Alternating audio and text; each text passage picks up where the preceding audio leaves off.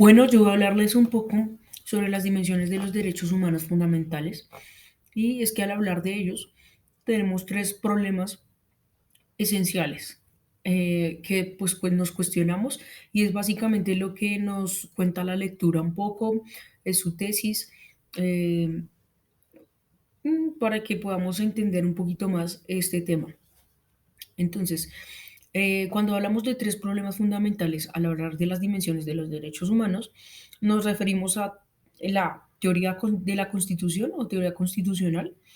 Nos referimos también a la protección constitucional de los derechos y nos referimos también a los sistemas internacionales de protección de estos derechos. ¿Sí?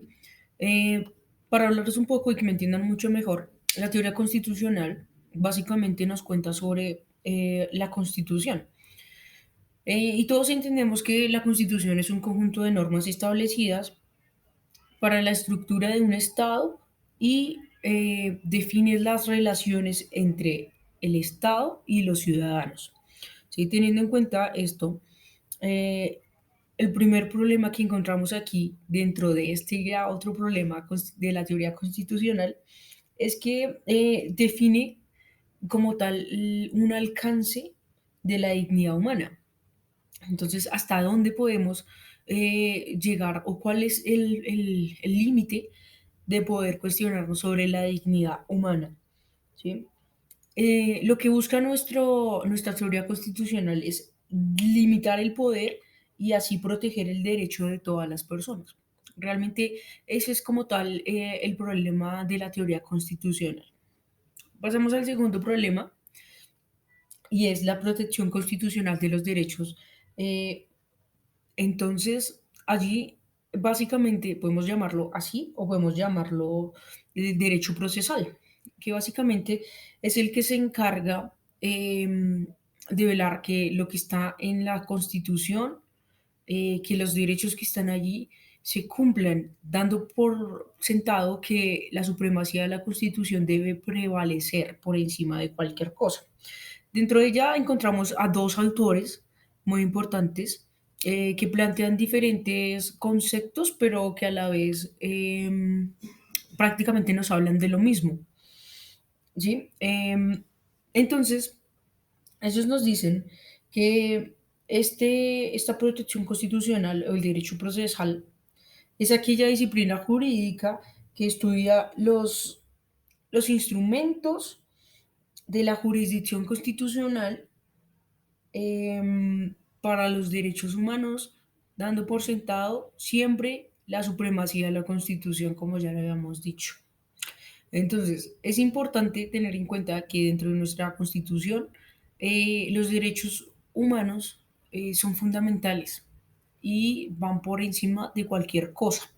También es importante porque dentro de esta protección constitucional de los derechos se delimita un poquito el poder y vale es únicamente lo que está escrito y pues debe cumplirse a cabalidad.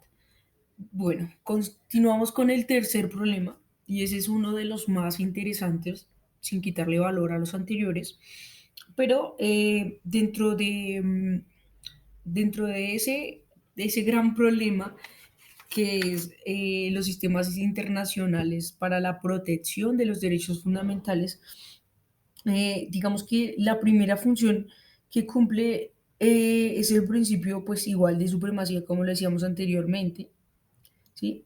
Capelli, en el anterior, nos decía que el derecho procesal de libertad se ocupa de los